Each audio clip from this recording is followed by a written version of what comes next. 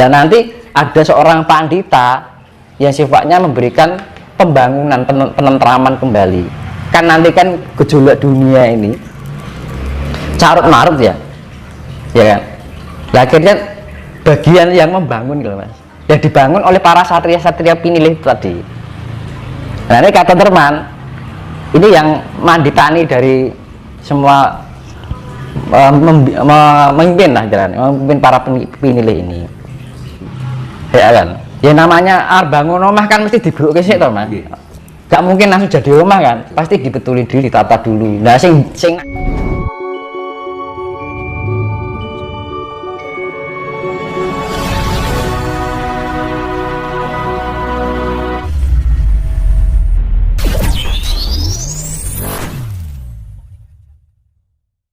kan hati.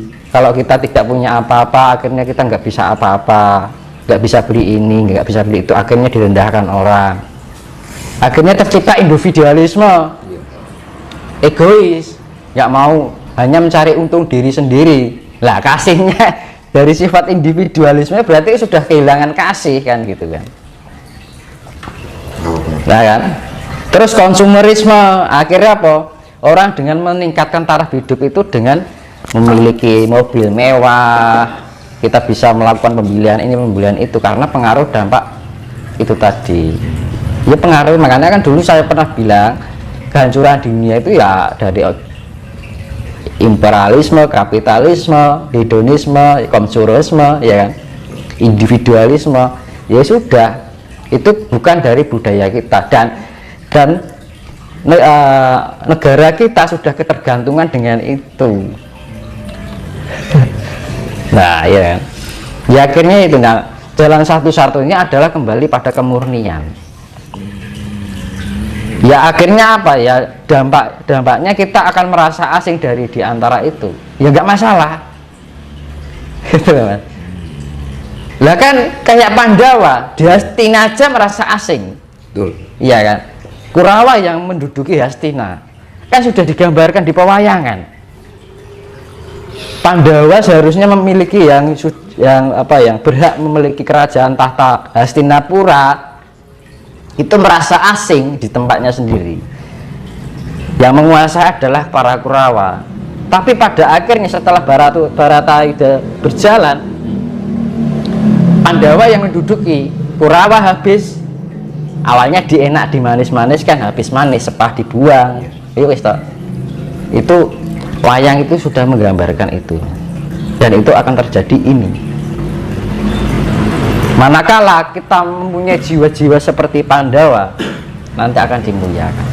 Diinjak-injak nggak masalah, ditindas nggak masalah, dianggap edan ora apa-apa. Zaman sekarang kan gini, orang yang waras dianggap gila. Betul. Yang gila merasa benar, merasa waras. Bolak-balik zaman itu seperti itu. Tak ulangi lagi, zaman sekarang itu yang waras dianggap gila, yang gila mengaku dirinya waras. Itu yang dibilang awal-awal zamannya seperti itu. Dan ini sudah merajalela. Itu. Lanjut Mas. Iya. Kapan Mas Satrio Piningit akan muncul yang katanya akan memakmurkan negeri ini karena rakyat sudah sangat menderita? Nah itu tadi kan, kan di dalam pewayangan, saya pedomannya di pewayangan Mas, karena wayang itu pakem. Itu pakem tapi ya dilupakan itu. Wayang itu sebenarnya pakem yang istilahnya itu penggambaran yang akan terjadi. Nah, makanya di dalam akhir zaman itu ada yang menerima Wahyu Cokroningrat. Saya ulangi lagi ya. Wahyu Cokroningrat, cokro itu adalah putaran roda dunia atau waktu.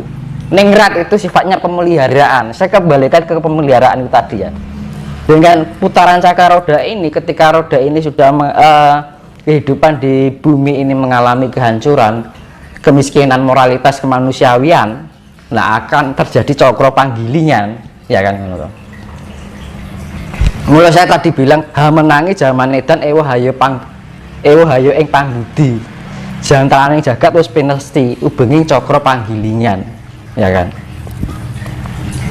Nah, kudu mikane ngerti dat pangeran. Jadi kudu mikane ngerti dat pangeran itu harus bisa merasakan bagaimana sifat ya Tuhan yang sebenarnya, dan harus include di dalam sifat-sifat kita, yaitu kasih.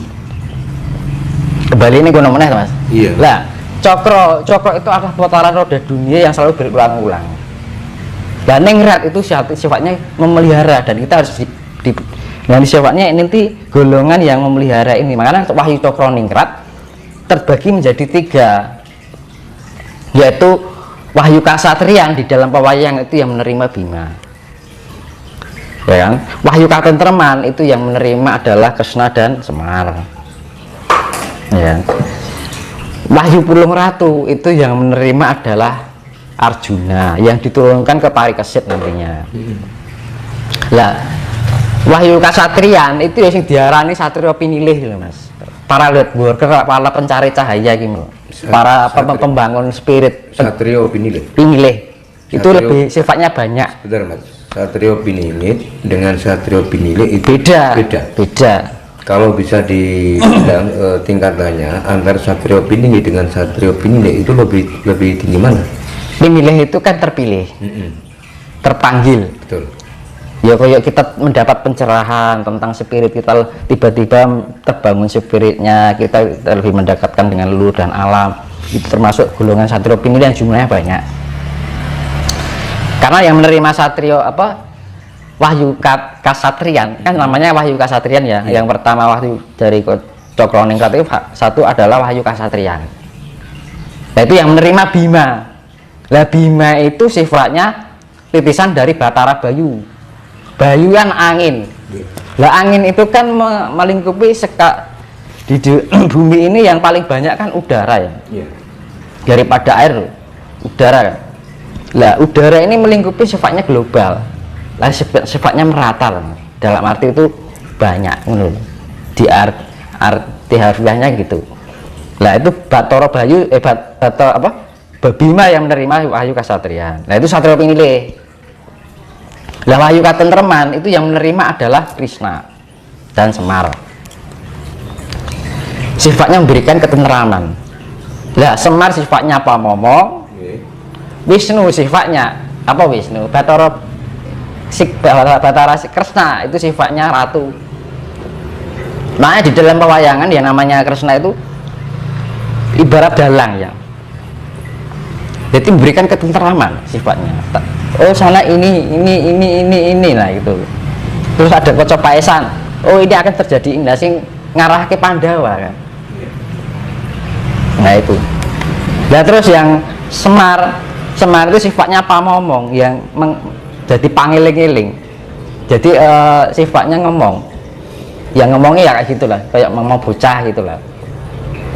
Makanya raja-raja para kesatria Pandawa itu kalau ketiban masalah datang kalau nggak ke Batara Sri Kresna, kalau nggak ya ke Semar. Setiap datang itu dia merasakan mendapatkan ketenteraman gitu.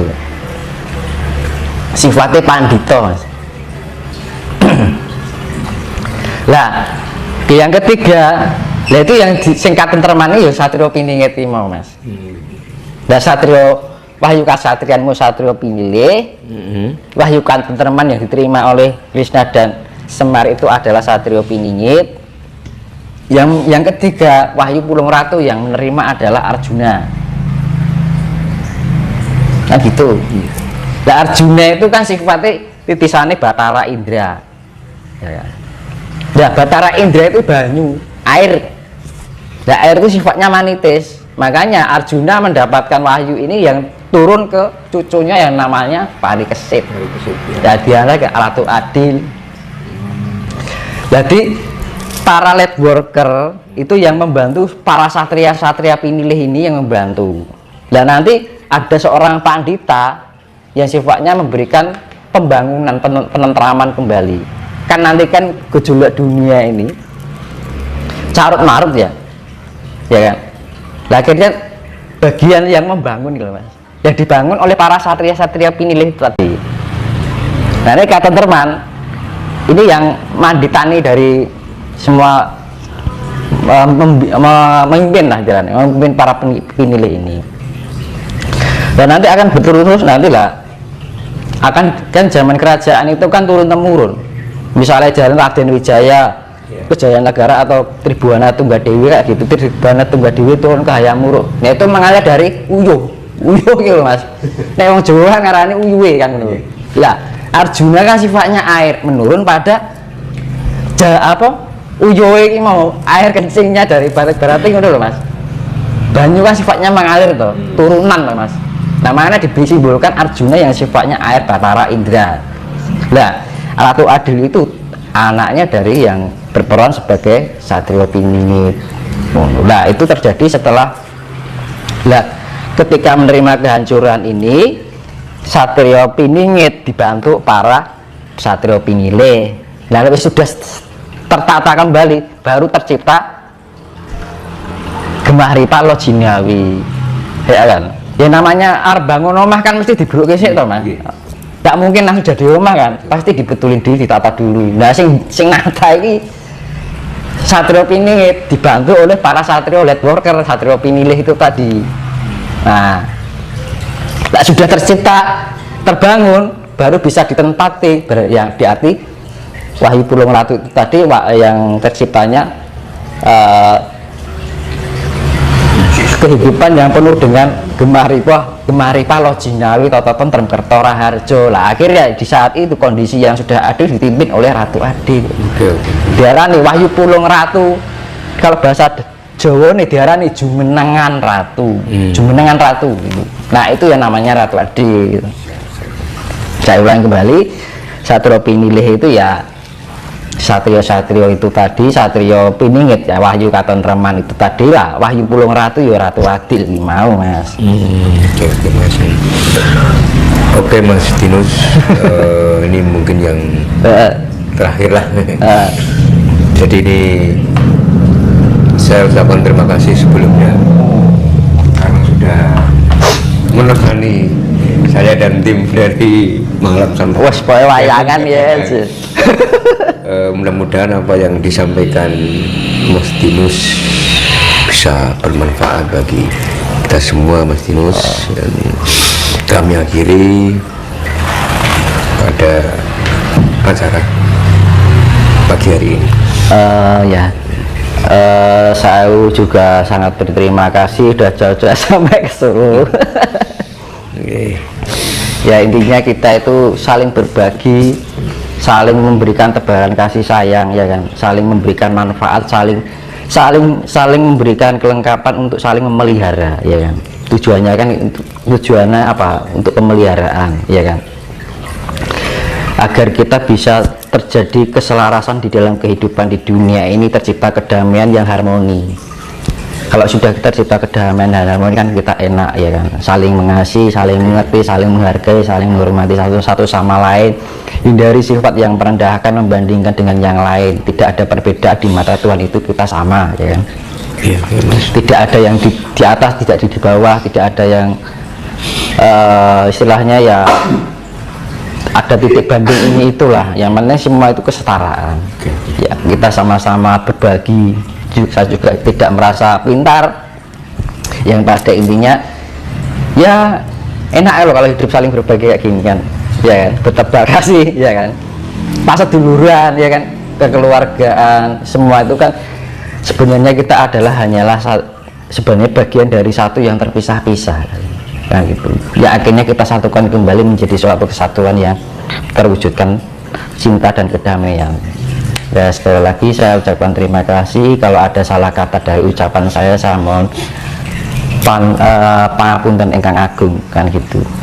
Ibaratnya ya kita serahkan semuanya kehidupan kita pada Sang Maha Agung sambil kita berusaha dan menikmati proses itu. Kehidupan kita kurangi untuk sifat mengeluh dan selalu dalam rasa sifat yang bersyukur.